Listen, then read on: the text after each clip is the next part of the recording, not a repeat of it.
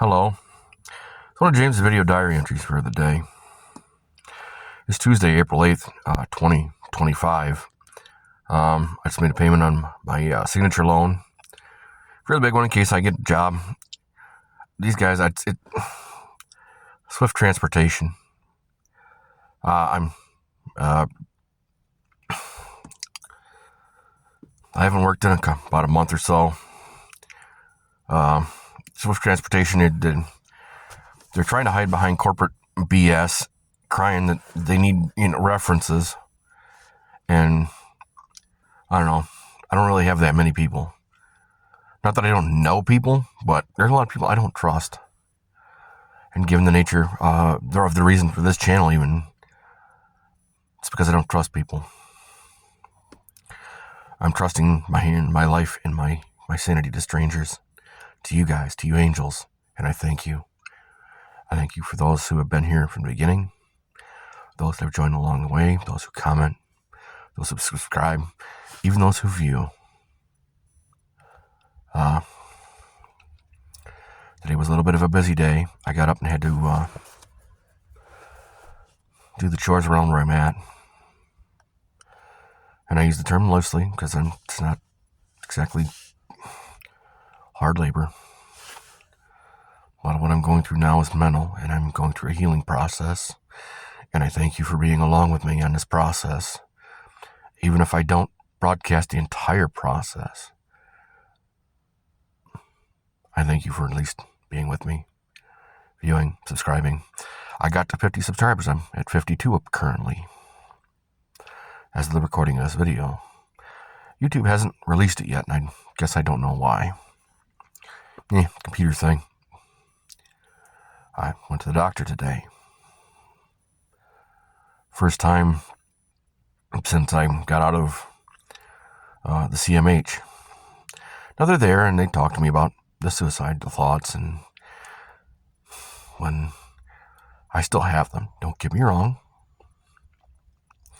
They're fleeting, and I think it's a knee-jerk reaction to not having a better option. Because they're fleeting. And because I've limited my access to means, and not that I don't have means, I just supremely limited all these means. Because if I can't trust people, suicide becomes a bigger problem. Because, well, if I'm going to go, I might as well take somebody with me. And at that point, the people that have done animus to me that I have access to, or can get access to, then it becomes collateral damage. Worst nightmares of my life. Now, I haven't had them as powerful as they once were. They're not like where they were 20 years ago. They're still ever present as a reminder to me. Watch who you trust. Make sure through your process that you address your triggers in a way that isn't so conventional, but it isn't so unconventional that it is completely off-putting. And a lot of the things I'd learned is that leadership is easy. It's go to Brothers Grimm. If you go the Brothers Grimm method, you make it sound worse than it really is. I mean, if you ever read the Brothers Grimm fairy tales, some of them are actually, they are dark, don't get me wrong. But they'll describe things in ways that are technically correct, but societally they would be found to be exceptionally dark. They're still right, and there's nothing wrong with it, with the exception that most people don't understand the concept. And even today in adulthood, they don't understand it. That's why I got out of night facilities management. I worked at the MyOps campus at Dow Midland.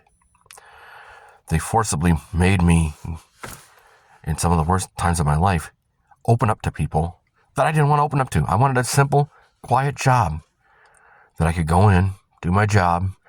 I have to interact with a few people. I mean, which floor do you want done?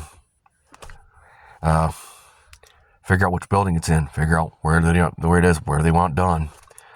Is there anything extra wise with the floor? Do you want me to do something extra with the floor? Is there, why I'm already here and have the equipment, is there anything else, any other little knick-knacky, doohickey stuff that I can actually do that nobody else is doing that, should be done? That's how you build relationships with customers. If you have a good life and you're not in darkness, it becomes a lot easier. As an auto mechanic, I could sell. It was easy selling things to people. Services and upselling was great. It was easy. It was like, hey, why I got it apart.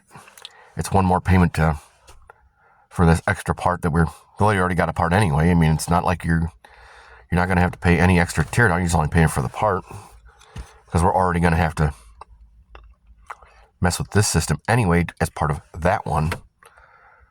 But we didn't include this part in the estimate.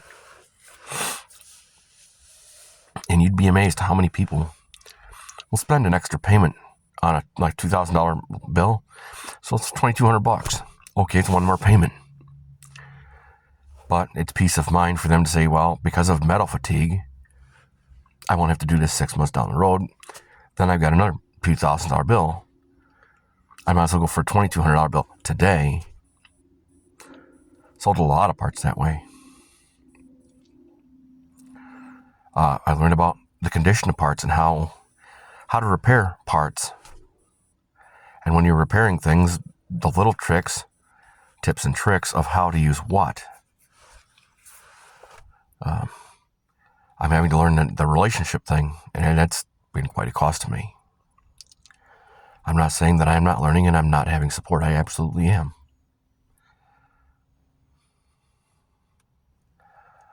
I appreciate you being here. I know my content isn't for young kids who want something out of YouTube. This is asking something from you. This is asking you to help support me. Generally not with money. I generally don't. I'm trying not to monetize this, not because I don't want to monetize things. I don't want an alternative revenue stream. I do, but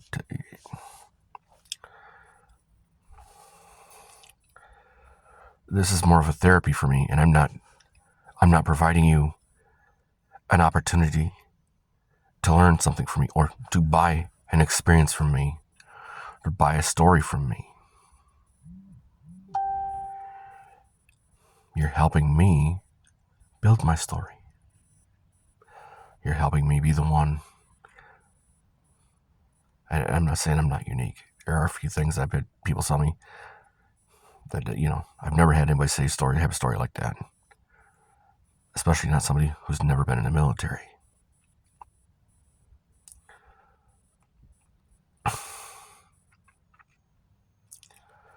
Because military does have some of the stories, and some of the things I learned are from the U.S. military. From their former leaders, like Mr. Wilnick, Jocko Wilnick. Never met the man, but I subscribe to his ideals and his philosophies because they work. They simply work. Just like some of the things I use in my daily life. Hello, doctor. That was somebody that said that for almost 20 years when I picked it out of him. And I stole it. I adopted it. I've used it for almost 20 years. He still says it. And it's been 40 years he's using the same thing. Successful businessman. If it worked for him, why can't it work for me? Just like with Jocko Wilnick. If the philosophy worked for him, why can't it work for me? Just like the meditations I use that are here on YouTube. If it works for others, why can't it work for me? There's no reason I can't be successful. There's no reason that someone won't step into my life and offer me something in a way that is palatable for me to be able to step into it so that I work into theirs as they work into mine. I've had a lot of people break deals with me, and I've had to turn down deals that most people will never have. Because, I don't have the support behind me. I'd have somebody run through my operating budget and, burp and say, well, where's the next one? Look, you took all my operating budget. I can't operate with something that I don't have. And if you literally run through it for meaninglessly and throw it in the wind, essentially, to make yourself feel better, I don't have it to be able to operate with. I've said this to many people, my mother included. Hey, look, man, I need this to be able to I got a good vehicle, but these vehicles are easy fixes. For me, they're easy fixes. Oh, they look good. And the inside doesn't matter anything. The inside you can literally buy. I can clean it, buy it, take it down to the top trim place for a couple of $100 and have them put a new inside in it. And I can clean more than most people understand. I was a janitor for almost 6 years. I was a mechanic for 20, and I still work on cars. I love working on cars. I don't mind driving. I don't mind leadership. What I do mind is that if I'm doing the work of 3 men or 4 and teaching leadership how to be leaders, I need something for it. You need to give me a hell of a bonus. If I'm asking for something, you make sure that it fucking happens, no matter what it is. If I'm asking for a relationship with a woman, look, if you're single and can do it, take him. Take him. Do whatever you got to do. Not hard. Don't do something that's going to kill you. But I don't think that's what he's looking for. I think he's looking for something. He's looking for a companion. He's looking for a lover to build with. He's looking to have someone who will help him not have to not take the loss. That's why the girls at Lear, all of them, lost 100% across the board. They wait till I have to accept the loss, and then they go, well, now we... Fuck, you've had 7 months that you could have done it earlier, so I did not have to accept that loss. Would you do it? No. Why? You're the prettiest girl in the world. You get to do whatever you want, and there are no consequences. Life gets hard, man, and we all need help.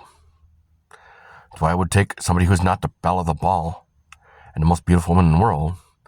I'll take one that's a little on the shabby side. I can always shine you up. Just like, I can shine you up, I can smarten you up, I can tune you up. In the process of doing that, we bond. And in that bonding process, I get to use your resources to help house mine. And as an added bonus, you get to have conversations with me that I can be able to pull a little bit on the side where we can pool our resources. And then we could have built and made more resources much easier because I am that skilled. I am absolutely that skilled. But I am not incentivized by people trying to say, well, they're important. They don't want to cry for a couple of days if it breaks up. Cry for a couple of days? Pff, fuck, I can cry for a couple of days. That's. I mean, it's not preferable to being good, but it's preferable to planning murders. It's preferable to having hitmen approach you. And yes, I have had people do so. And they volunteered. And I've told them no every time. Honestly, I can't tell you that the one guy didn't. I can't tell you the one guy didn't give it a swing. He didn't do it on my orders. But I can't say the man didn't take it upon himself to have fun. For him. Nobody died, but at the same point, the evidence was nebulous about the damage. Not that this person was a good driver to begin with. They weren't. They probably aren't.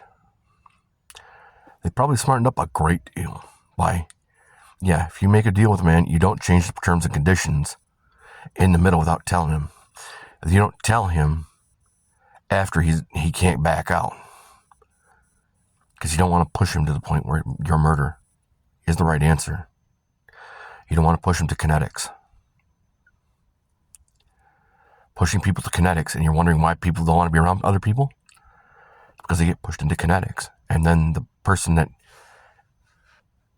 instigated the kinetics is the victim of the kinetics. Oh, I didn't do anything. Bullshit. I mean, modern crime scene investigation would tell you 99 times out of 100, criminal activity is committed by somebody who knows you have something or knows you. Criminal activity is almost never done by strangers. Hitmen are the exception to that rule. They have no connection to the victim. With the exception of perhaps being contacted and hired. But most people have connection to their victims. They all do. That's why the police manual, literally the whole thing is over and over and over the same story to try and shake it out, to make it change. Because the truth will shake out of it most of the time.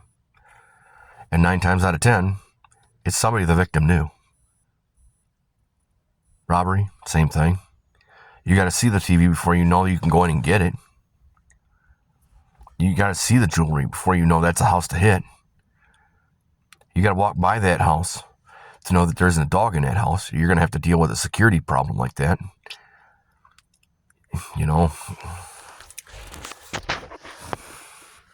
It's like the schools. When I went to walk to Officer Hogan, the community police officer for Gaylord Community Schools, when I worked at North Ohio Elementary, when I literally walked him through and told him A plus B plus C. If you're running that way, I'm going to scream everybody into this place, and this is the reason. And anyone who's an adult is literally going to be a leader. Even a guest is literally going to be a leader. Why? Because their life depends on them being a leader. Those children depend on us as adults to be leaders, to keep them safe. They don't even know how to step off a snowy curb, because they don't know how to feel it in their foot. They just step off blindly, like there's always ground there. There never is, and everybody have problems with that. I mean, guy with 5 years experience on the site didn't do it. Thought it was funny not to do it. You had 5 years on the site. How in the fuck do you not know that? How do you not make a point of pride of making sure that that entire area is 100% clear? 20 minutes before you leave, that whole thing is literally clear. There is no snow, and you're literally pushing back snowbanks that are there. That way you have extra room in case snow and ice on the parking lot makes a car. Because snow and ice will make cars, they do slide around it. School bus slides around on it. You got to make absolutely sure. But he didn't. Until I literally pointed out that it was a point of safety. And it literally took away 25 to 30 minutes of an 8-hour day that I already had 12 hours of work already scheduled for myself personally. Because I did the work of 1.5 men. Plus, I dealt with administration. And I had to ask them, if you're getting kids hurt because they're not wearing proper footwear, how are your child safety monitors? Are they actually doing any work? Because if you don't have proper safe footwear, it could take me almost 4 hours on that playground alone for things that could puncture skin. And these are ordinary items that just, they are part of the playground.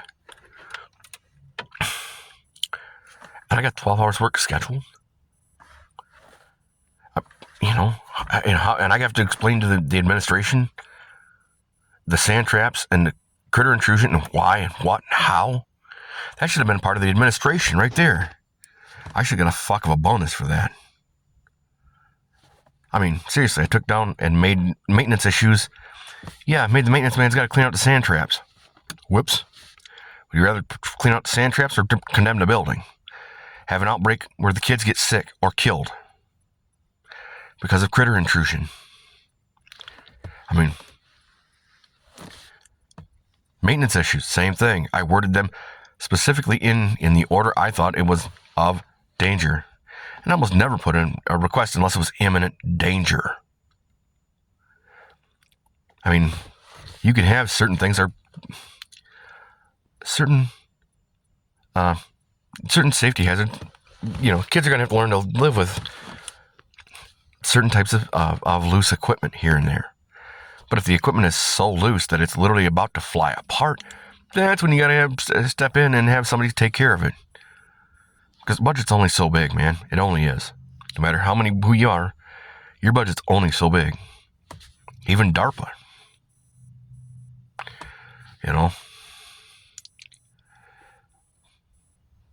I have to explain to work for the millage at school.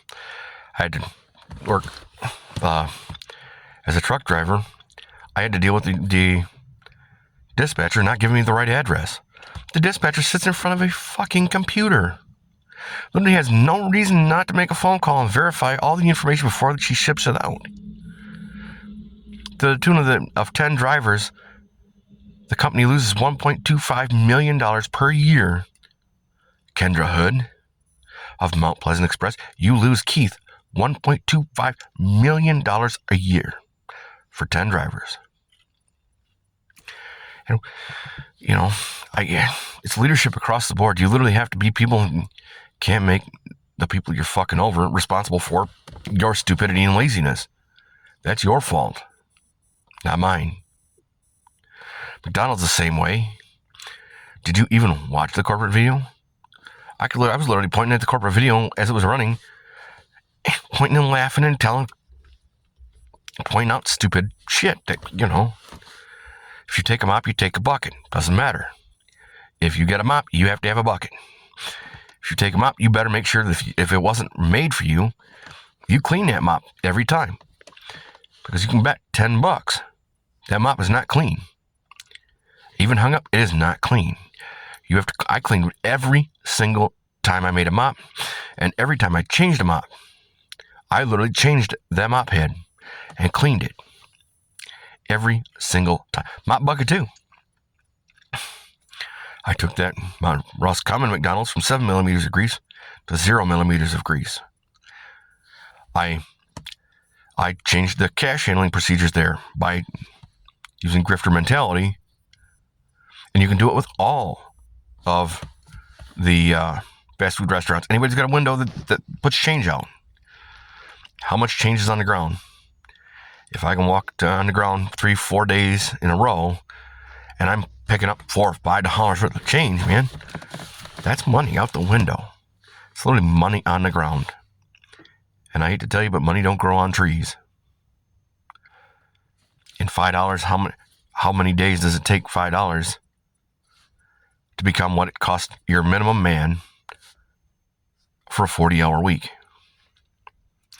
I mean, if it takes 6 months to do this, you've literally there's 2 6 months in a year, which means you're literally giving away 2 weeks' pay. Literally, right on the ground. Yeah. After I stopped working there, I was talking to him and like, you're doing better, way better. A nickel, dime, that's acceptable. It's not really acceptable, but it's permissible. You do make mistakes. But a dime versus $3? Yeah, I'd take a dime every day. A dime, a quarter. Between 2 windows, a quarter? That's permissible. Shit doesn't, you're not going to be perfect. Not that you don't strive for perfection, but you understand that you're not going to be perfect. But if you're putting $4 or $5 on the ground, man, $2, $3, $4 on and change, it's the lack of professionalism. It's one of the reasons that McDonald's, during my tenure, went from a 6-month turnaround on their freezers to a 4-day turnaround. They have a 7-day replenishment cycle. And at 4 days, their fridge is empty, and they're looking at other places in their chain, because that's how the discipline I installed. The cleaning I installed. The knowledge about how HVAC systems work. Because if you're absolutely clean and you got HVAC systems working, you're a little bit intelligent about how you run these things, you can run harder, faster, and more money. I know this because one time, the manager, we were working one day and all of a sudden he said we had almost a $2,000 hour. So we had a $1,000 half hour. It's like $1,250 in 30 minutes, and we weren't even rushed. How do we make almost $1,300, $1,200 to $1,300 in 25 minutes. That was unheard of for them. But then it became commonplace to make $1,200, $1,300, $1,500 in 20 minutes, 25 minutes. During the busy time they would make.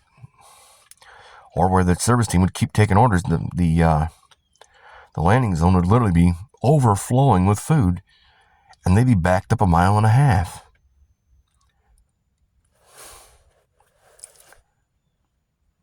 I mean, people were looking at me like, how are you doing this?